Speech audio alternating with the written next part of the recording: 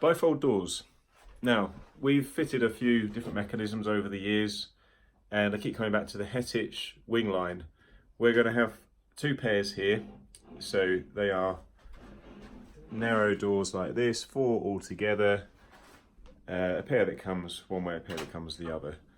The space to the bed, which will be here, is fairly narrow, so they wanted that wide space, and bifold seemed to be the best way to do it.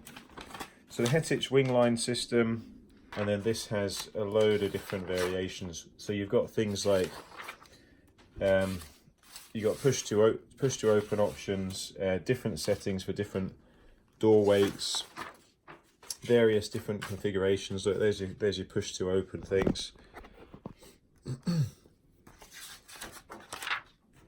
Different add-ons. So slightly overwhelming. There's a really good technical guy at Hettich called Jim. I think there might be a second guy there now, who, if you ring up, this is what I do, I just ring him up or I email him and I say, this is what we're trying to achieve, these are the size of the door panels, what's the system, and he just gives me the exact code and the hinges and everything that's required with it. It's literally just occurred to me that this groove on the edge of the Festool MW1000 might not only be for putting my pencils in, it's a perfect place for cutting things like this. Probably obvious to everybody else. Yeah, so something like that. You just got something to hold it from skidding about, and then you can hacksaw that off. So here's a heads up on something that is easy to get caught out on. The diagram that you need to refer to position your hinges, that's your sprung hinges to the carcass and your bifolding hinges between the doors, has dimensions which refer to the inner edges of the carcass. I'm not sure if that's focusing. So there are dimensions there which show hinge positions off the inner edge of the carcass, and it will be easy to miss that. If you look on the grey carcass line, there's a dotted edge which is the door, and that's because you may choose to overlap your door a different way versus the carcass. It might be a half overlap or fully overlapping. So in this circumstance, I've got to add 16mm as a 16mm overlap over an 18mm carcass. I've got to add 60mm to those positions in order to transfer that to, this is one of my door pairs, which I've got to start transferring hinge positions to. And the hinge positions are a bit non-standard, so the sprung hinges, which will go on the carcass edges, are fitted, the top one's fitted further down than standard because it needs to not hit another bulky mechanism that would swing towards it as the bifold system closes. So while I'm working all that out, Jonathan's fitting this track, which has to be fitted with its back edge 38mm off the front edge of the unit there, and that's correct. So that's got a sort of lip.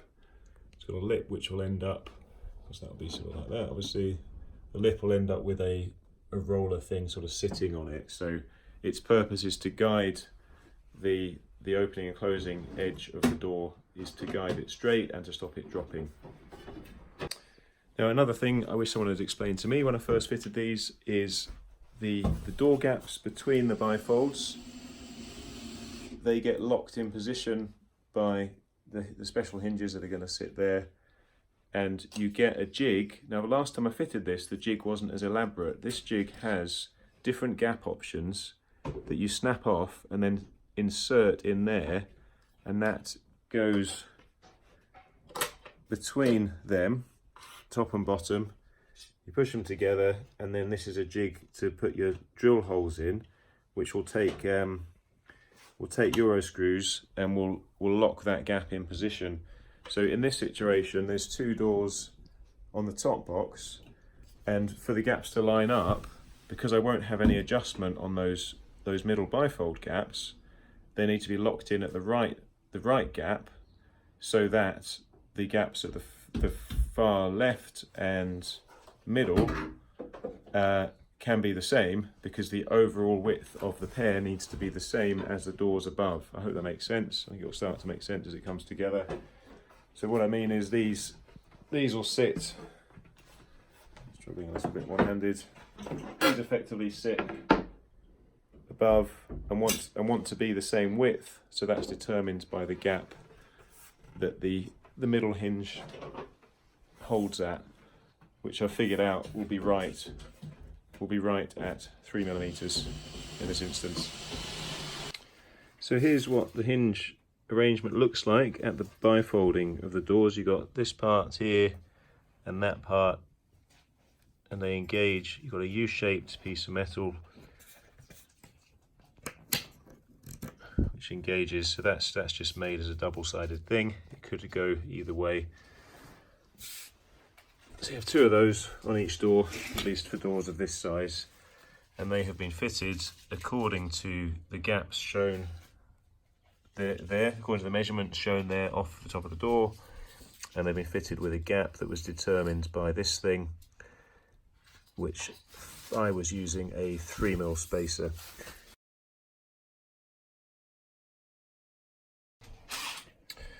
So these little things, like everything else, there's a left and a right. So I had a left set and a right set. It seems that these come with something you don't need, so that just pops off. Now for the left-hand pair, let me just check which one it is. So that shows it.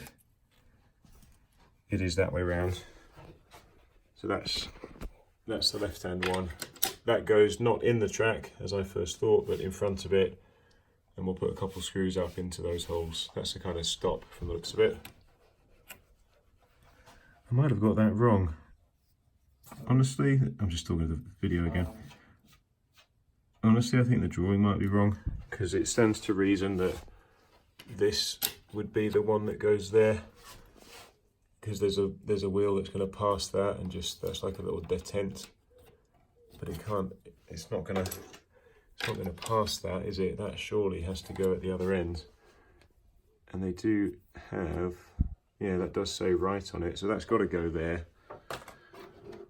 And that surely must go there, which to me makes their drawing a little bit wrong. There you go? Yep. So now we've fitted the hinges to the door, which are the Hettich Sensus hinges, because you can guarantee they'll work with the Hettich system. We haven't pre-drilled for the mounting plates, so the quick and easy method to fit them is I've marked my 37mm in from the carcass edge, because that's where the mounting plate holes should land. I'm just offering this up. I am keen to get this done in a bit of a rush, so I'm just holding it in place and eyeing in around about a 2mm gap between the top, the gap between the carcasses here and the gap at the top there. If it's just near enough 2mm, and then I just get the centre mark of these, I'm going to have adjustment later anyway. Let's drop down. I'm just holding it there by pressing it against the carcass. I could have put a packer to the door, but I haven't properly set the upper door, so I know this is going to be near enough. So I can just find my, we're going in the wrong place, aren't we? Find my crossing point. So I know that's about right on the height, and I know that line was where the setback should be for the mounting plates. I'm going to drill my 5mm holes, because I've chosen to use the type of mounting plate that takes that fat Euro screw, because it takes more weight into the chipboard. 5mm holes, at least 13mm deep, and then I'll put my fat screws through, and this door then will be fitted. I'll have a bit of up and down adjustment, and the next part of the bifold will drop onto that. Oh no, I've done that wrong. Oh dear. Yeah, good thing I didn't drill that. This is the wrong door, because this actually should be going up. So we'll redo that. But It's going in.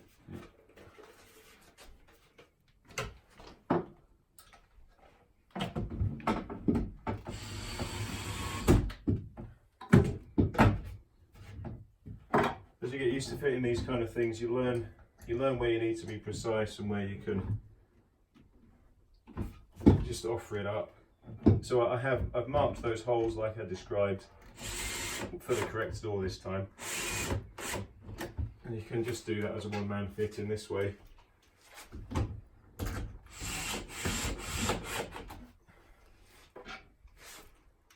So I know that's roughly in place, and I can back those screws off a little bit and get the up and down adjustment if I need it.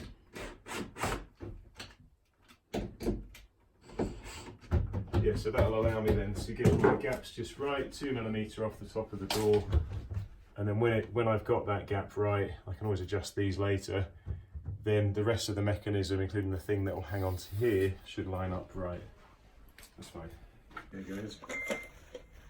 So this is the thing that hangs off the rail and is also sprung, which is what snaps the doors to close into a flat position, which will make sense when you see it all in place.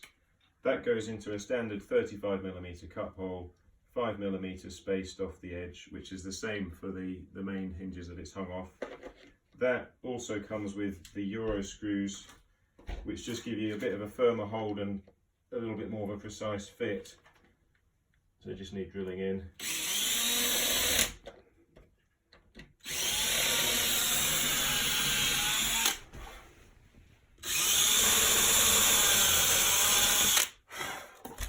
I'm not actually using that as a depth stop, by the way.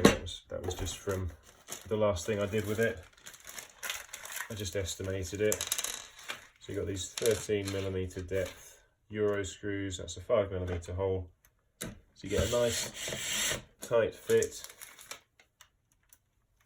And just keep rolling because we'll see how that locks on. I think it will just work. Yeah, here we go. Have a look in at this. So that is a little clip mechanism that locks those wheels up. So you want that to be down as this goes onto the other leaf. See if you can get a close up of that.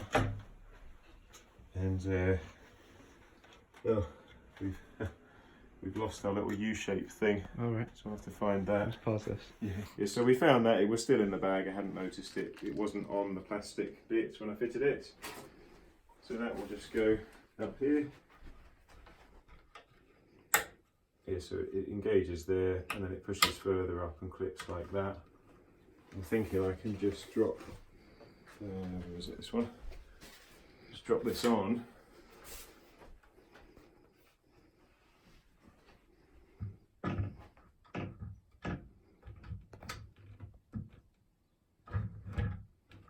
Yeah, so that is a pretty simple middle hinge arrangement, just that you can move the pin out of the way.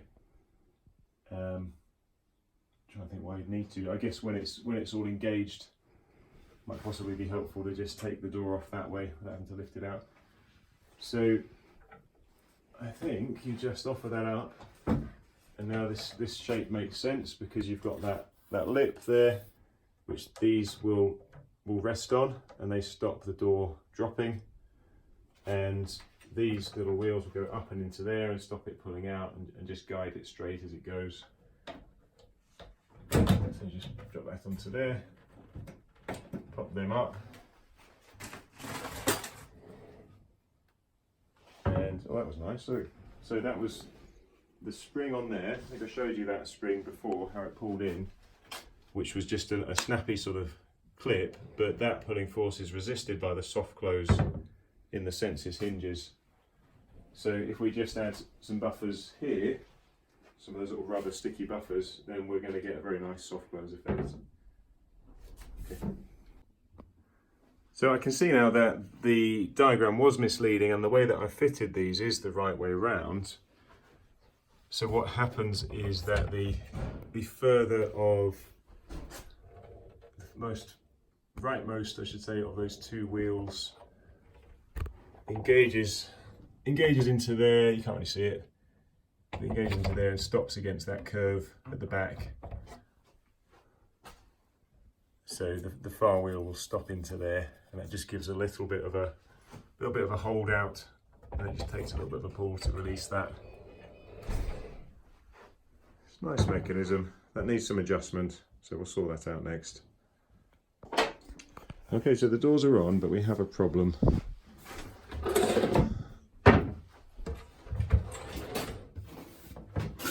As you can see, that gap is not as it should be. That's massive. That's approaching 10mm. But all is not lost. The hinges are tight there, so we can adjust that. And they just adjust in the normal way, which is this screw that goes, let's see now.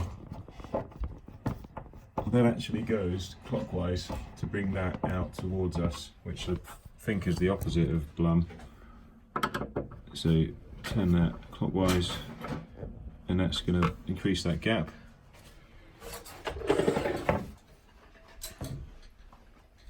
So I need to do that a little bit more.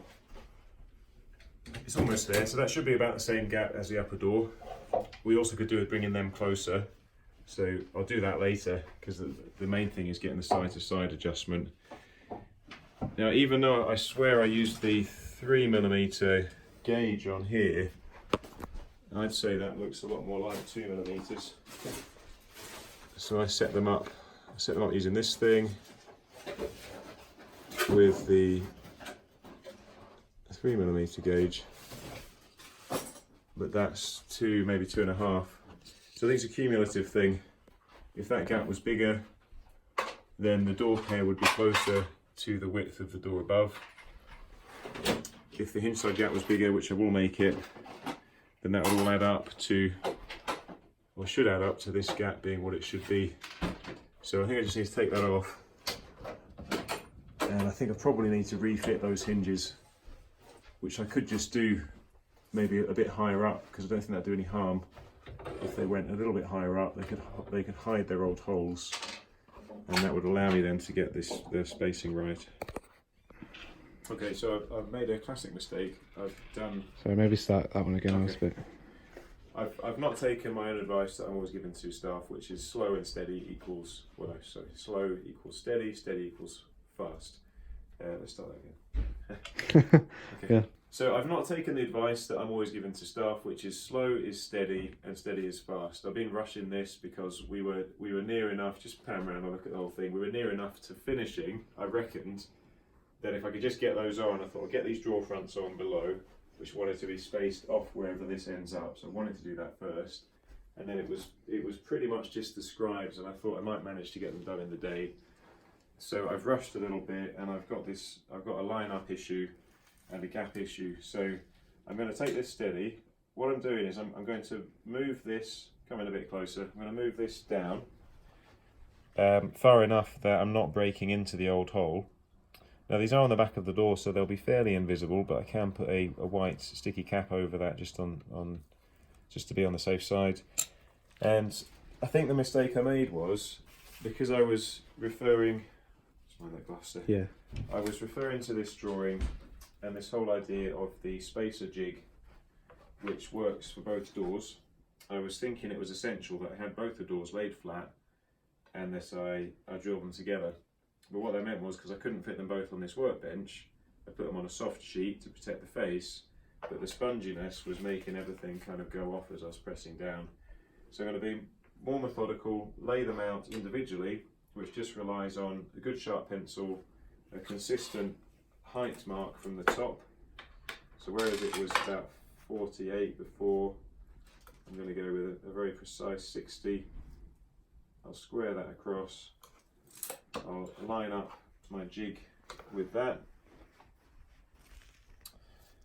In fact, what I might even do is give myself a reference off the top, which will be more accurate to read, because previously I was doing a mark and I was having to line up the centre of the hole, which is inherently hard to do. So I'll give myself a consistent mark off the top. I'll do the same on the door, which would sit here, but I'll drill it separately on a good firm workbench. And I'm using the bigger gap spacer, which is the 4mm. So hopefully that will give us the right result. Okay. I know a bad workman blames his tools and all that, but I think part of the trouble I'm having with setting these up is the drills. They must have been from a cheap set. I don't know if you can see how kind of irregular that is. I'm not even sure that the point of that is in the centre. So that seems to be wandering off even as I try and get it through the holes of the jig. So things aren't ending up quite parallel, even trying to take some care. So we'll just have to do our best. Just been discussing with the customer where we put the knob handles. So they don't really do anything there. They don't really make the mechanism open, although that'd be in line with the door. We talked about there or there, because that would pull it open and out. But then that's going to be just above.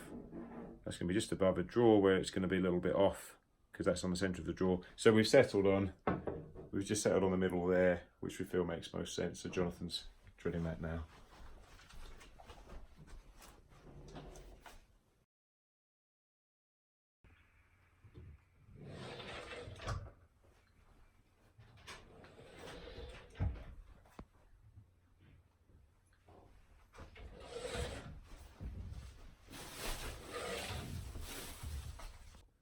So here's the finished project, looking pretty smart. A couple of other details. We've got our usual Blum Movento runners on birch ply drawer boxes that we make.